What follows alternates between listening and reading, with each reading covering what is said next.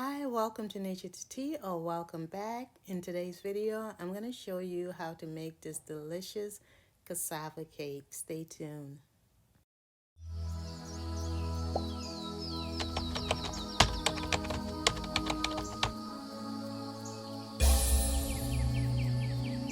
This video is sponsored by Self-Expression. The links will be in the bio.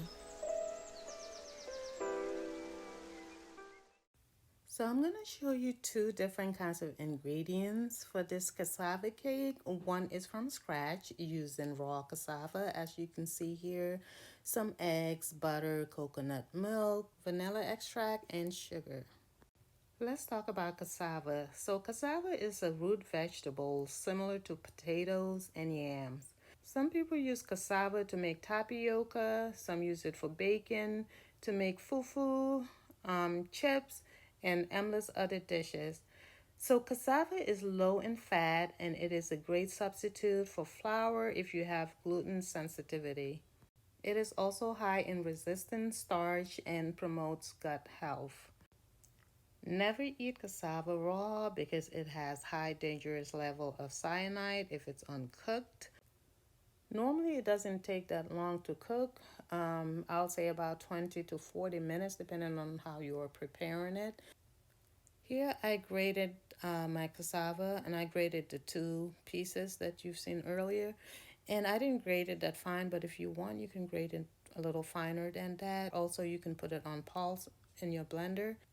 For the first cassava cake, I'm using everything from scratch. So this is in replacement of the condensed milk for this.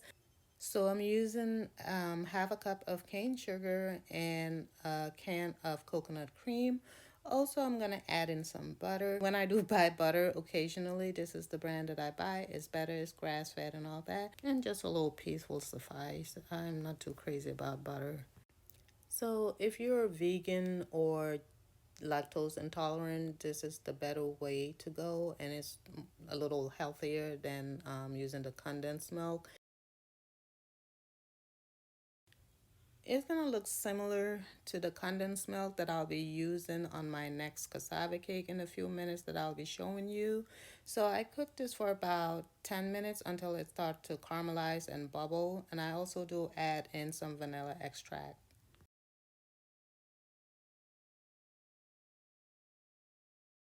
It doesn't look too pretty right now, but trust me, trust the process. It will in a few seconds. And starting to caramelize a little bit. By the way, I'm not too heavy on sugar. Um, this is going to be a little too much. I'm not going to use the entire thing for this vegan cassava cake.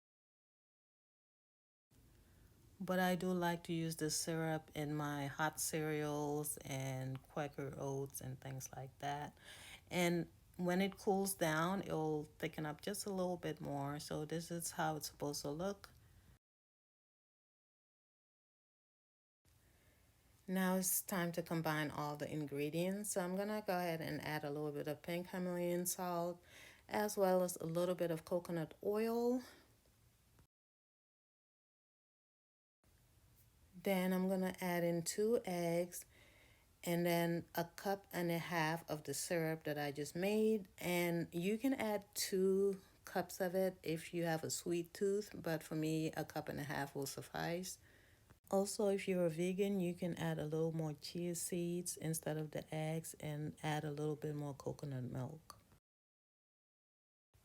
Now I'll just go ahead and mix this in really well.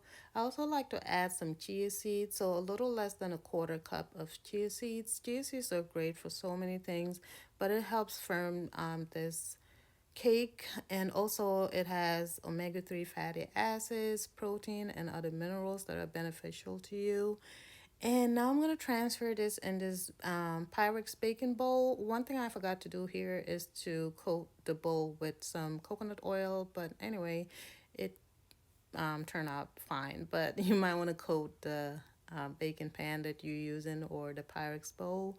So I put this in my oven on 375 and I baked this for about 35 minutes. It came out perfect. It was chewy, delicious, sweet, just enough for my taste. Now, the next one is going to be a regular cassava cake using condensed milk. And also, I am using the packaged grated cassava here. This is also, the more convenient version of cassava cake. So here it is. And I'm using two packs, both packs of the cassava. And this is frozen coconut I had in the freezer, but it was maybe about a cup and a half or so. And then adding in the condensed milk, except for I'm not using the entire can. You can if you want it to be really sweet, but I don't care too much for overly sweet things, so a little less than a can. And also adding in an egg and 2 tablespoons of chia seeds. As you can see here, I use 1 egg instead of two, and I use a little less chia seeds. And that's because this cassava is softer. It's ground cassava, and I guess because of the water and everything, it was frozen, so it has more liquid to it. So I only need 1 egg instead of two, and a little less chia seeds as well. And I'm adding about 2 tablespoons of the coconut oil, and then I'm gonna go ahead and mix it up.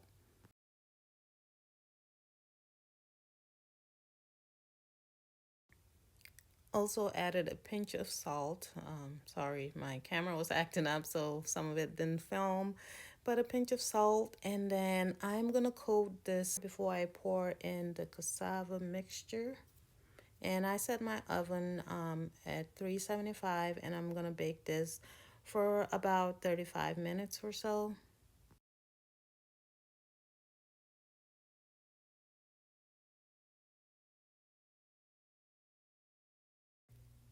And just spreading it out a little bit more, make sure that everything gets baked evenly.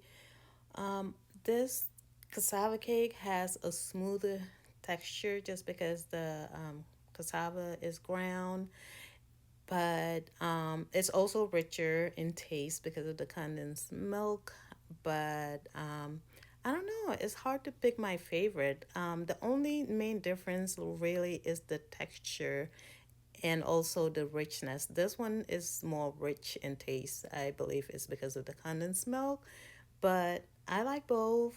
But once again, it depends on what kind of taste you prefer. But this one is a little more chewy as well. It's a little softer and smoother and all that, but they both taste really delicious. Anyway, this wraps it up for my two cassava cake recipes. If you enjoyed this video, if you found it informative, please do give it a thumbs up. Also, let me know in the comments below if you have any awesome recipes using cassava. You can also check out my video that I made with this wonderful vegan egg recipe. I really appreciate your time. Thank you so much for staying tuned. I hope you have a blessed day, night, evening, wherever you are, and I hope to catch you on my next video.